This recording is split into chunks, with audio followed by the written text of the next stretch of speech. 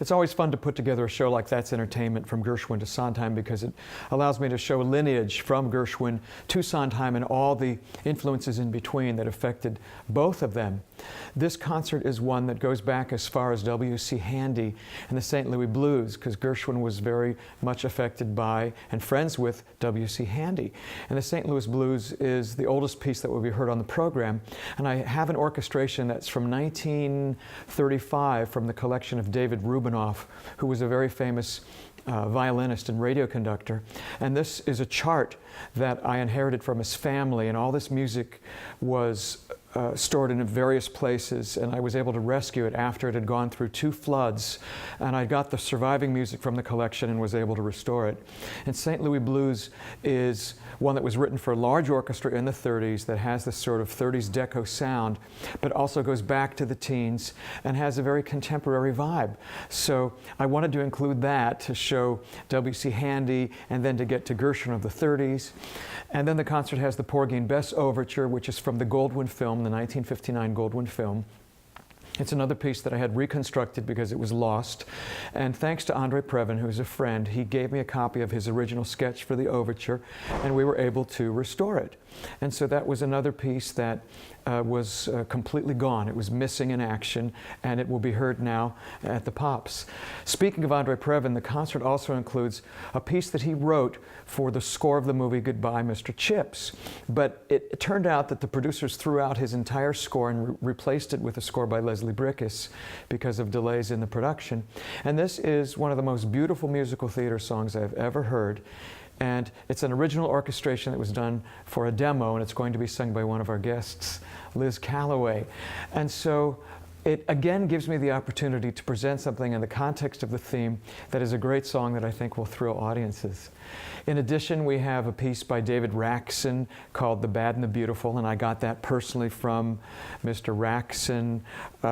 We have a Jerome Kern fantasy that's one that came from a conductor named Don Pippin, who commissioned it many, many years ago. I'm trying to think what else. The Victory Stride, which is by James P. Johnson, a 1940s piece that was restored by Marin Alsap, that came from the estate of the James P. Johnson family. And then we have another very special guest, Erin Lazar, who's going to sing Gershwin and Sondheim, and Brighton Thomas, who is a young, very talented lady who is still in high school, who's going to sing a Burt Bacharach and Hal David song that's arranged by Klaus Ogerman that I got from the collection of Connie Francis. So this is going to be quite an eclectic and fun concert. It's fun to do a concert that includes Gershwin and Sondheim and connects the dots because they are very much connected. George Gershwin and Ira Gershwin wrote very important musical comedies in the 1920s into the 1930s, and in those days musical comedies were mainly about the songs and the stars. They weren't about the plots or the stories. And Sondheim is one of the people who unified musical theater, and his songs are always integral to the story, and it's a very different time in which he created his works. That is why he considers Porgy and Bess to be the greatest American musical theater work in history, certainly the greatest American opera, because it was an early dramatic work that played on Broadway that was fully integrated and is very sophisticated music. Sondheim is sometimes not happy about some of the Gershwin songs because he could be critical of Ira's lyrics, something with which I strongly disagree. However, he reveres the work of Gershwin. He also reveres the work of Jerome Kern, which is why we're including Jerome Kern in the program. And we're including Vincent Youmans because Vincent Youmans was a contemporary of George Gershwin's, who was born one day apart. And Sondheim is influenced by Kern, very much so. He's influenced by Vincent Youmans.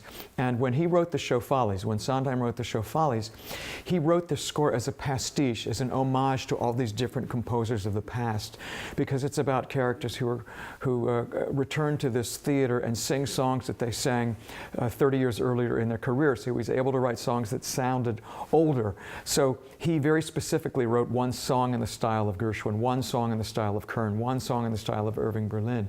So it is obvious that we had to include something from Follies because it is the closest link between those two writers.